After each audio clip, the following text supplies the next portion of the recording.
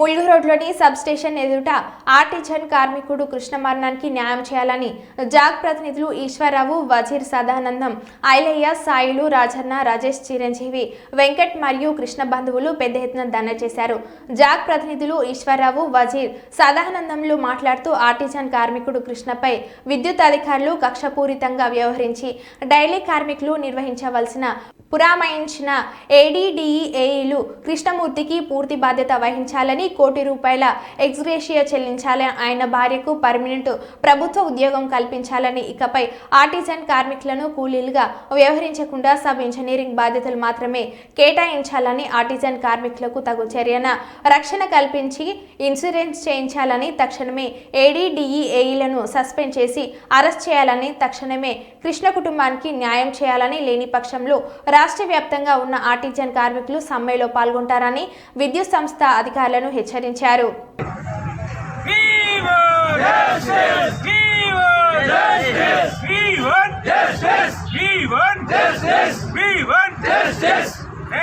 కృష్ణ కుటుంబానికి వెంటనే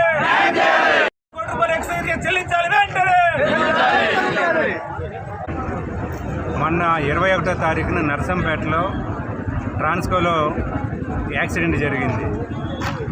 గుగులో కృష్ణ అనే కార్మికుడు చాలా గాయపడ్డాడు. 12 రోజులు హైదరాబాద్ యశోద హాస్పిటల్లో మృత్యుతో పోరాడి నిన్న ఈవినింగ్ చనిపోయాడు. వాస్తవానికి ఆయన sub engineer post, engineering cadre. అటువంటి సబ్ ఇంజనీర్తో అక్కడ ఉన్నటువంటి నర్సంపేట ట్రాన్స్కో 132 కేవీలో ఉన్నటువంటి ఏఈ, ఏడీఈ, డిఈ ఈ ముగ్గురు కలిపి పెయింటింగ్ వర్క్ చేపిస్తూ ఉన్నారు. ఈ పెయింటింగ్ వర్క్ అనేది అడ్డ మీద కూలీలతోటి తీసుకొచ్చి పెయింటింగ్ చేపించి రాత్రికి 100-200 చేతిలో పెట్టి పంపిస్తారు. అటువంటిది ఒక సబ్ ఇంజనీర్ క్యాడర్ ఉన్నటువంటి వాళ్ళని పైకి ఎక్కించి పెయింటింగ్ వేయించి చనిపోవడానికి కారకుడు అయ్యాడనంటే బహుశా మా అనుమానం ఈ కృష్ణ అనే అతని మీద ఆ ముగ్గురికి వ్యక్తిగత కక్షలు ఉండి ఆ రకంగా చనిపోవడానికి ఇది బేస్ చేసుకుని చనిపోవడానికి కారకులు అయ్యారేమని అనిపిస్తూ ఉంది. కాబట్టి వాళ్ళ కుటుంబానికి వెంటనే ₹1,00,00,000 నష్టపరిహారం చెల్లించాలి. బాధ్యులైనటువంటి ప్రమాదానికి బాధ్యులైనటువంటి ఏఈ, ఏడీఈ, డిఈల్ని వెంటనే సస్పెండ్ చేయాలి, అరెస్ట్ కూడా చేయాలి. ఇది కాని పక్షంలో ఇది ఇప్పటికే మన వరంగల్ ఎంజీఎం హాస్పిటల్లో డెడ్ బాడీ ఉంది. ఇప్పటికి పోస్ట్ మార్టం కాలే. వాళ్ళ భార్య, బంధువులు అందరూ కూడా ఇక్కడ ఉన్నారు. ట్రాన్స్కోలో ఉన్నటువంటి వివిధ సంఘాలు ఉన్నాయి, జేఏసీ ఉంది. మేమందరం కూడా ఉదయం నుంచి ఇక్కడ ఉన్నటువంటి సిఈ కానీ లేదా హైదరాబాద్లో ఉన్నటువంటి జేఎండీ కానీ, సిఎండీ కానీ, ట్రాన్స్కో సిఎండీ కానీ సరైనటువంటి స్పందన లేదు.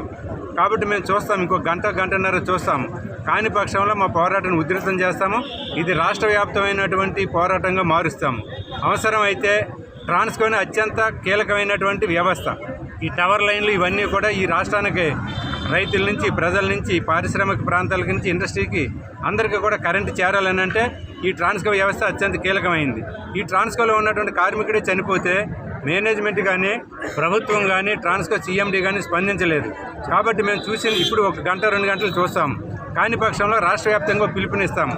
ఆ పిలుపు ఏంటనేది ఇప్పుడు చెప్పడం కంటే ఆచరణలోనే చేసి చూపిస్తామని చెప్పేసి తెలియజేస్తా ఉన్నాం. Thank you. తెలంగాణ విద్యుత్ సంస్థలో 20,000 మంది ఆర్టిజన్ కార్మికులు ఉన్నారు. వాళ్ళు ఎంతో కష్టపడి పనిచేసి 24 గంటలు నిరంతరం ప్రజలకి విద్యుత్తుని సరఫరా చేస్తున్నారు. అందులో భాగంగానే కృష్ణ అని ఇక్కడ నర్సంపేటలో ఉన్నటువంటి ఆర్టిజన్ కార్మికుడు గ్రేడ్ 1 ఆ కాల మరణం చెందినాడు. అది దేనికి కారణం ఏంటంటే కేవలం అధికారుల నిర్లక్ష్యం కారణంగానే అతను ప్రాణాలు కోల్పోయినట్టుగా మనకి 100% తెలిసి వచ్చినది. ఎందుకంటే మిత్రులారా, అతన్ని పైకి పంపించి పోల్ మీదకి ఎక్కించి కరెంటు ఉన్న చోట మరి 220 కేవీ సబ్ స్టేషన్ అంటే మాటలు కాదు, అది ఎంత దూరమైనా లాగేస్తుంది. అలాంటిది అక్కడికి ఎక్కించి గ్రేడ్ 1 ఆర్టిజన్లకి పెయింట్ వేయించడంలో అతను ప్రాణాలు కోల్పోయాడు. అతనికి వాస్తవంగా ఇప్పుడు ఎవరు చనిపోయినా కూడా ఈ విద్యుత్ సంస్థలో ఏ ఆర్టిజన్ చనిపోయినా కూడా ₹1,15,00,000 నష్టపరిహారం ఇవ్వాలనే ఉద్దేశంతో ఎన్పిటిసిఎల్లో, హెచ్టిటిసిఎల్లో ఇక్కడ ఏం జరుగుతుందంటే ఇన్సూరెన్స్ చేశారు. ఇదే ట్రాన్స్కో చేయలే. ఇప్పుడు వాళ్ళు ఏంటంటే ఈ డబ్బులు ఎవడు కట్టాలి? ఎవడైతే పని చేయించిండో వాడు కట్టాలి, ఏ అయితే ఆఫీసర్లు ఉన్నారో వాడు కట్టాలి. అయితే ముఖ్యంగా ఏంటంటే అక్కడ ఎవరు చనిపోయినా కూడా 1 కోటి చిల్లర డబ్బులు వస్తున్నాయి, నష్టపరిహారం వస్తూ ఉంది. ఎవరు చావాలని కోరుకోరు. కాకపోతే ఇక్కడ జరిగింది ఏంటంటే ఇక్కడ అధికార నిర్లక్ష్యం వల్లే ఇతని ప్రాణాలు కోల్పోయి చిన్న చిన్న పిల్లలు ఉన్నారు, భార్య ఉంది, తల్లి ఉంది, వీళ్ళంతా కుటుంబం మొత్తం రోడ్డు పాలైంది. మరి ఇలాంటి వారికి నష్టపరిహారం ఎవడు ఇవ్వాలి? ఇప్పుడు మేము అధికారులకు అదే అడిగాము, సీఎండీకి ఫోన్ చేశాము, అలాగే జేఎండీకి ఫోన్ చేశాము, అలాగే అందరికీ ఫోన్లు చేశాము, కానీ ఇంతవరకు స్పందన లేదు. మరి ఇన్సూరెన్స్ లేనిది మనం ఏం చేస్తామంటున్నారు? మీ జేబులో నుంచి కట్టాలి. ఎవరైతే తప్పు చేసి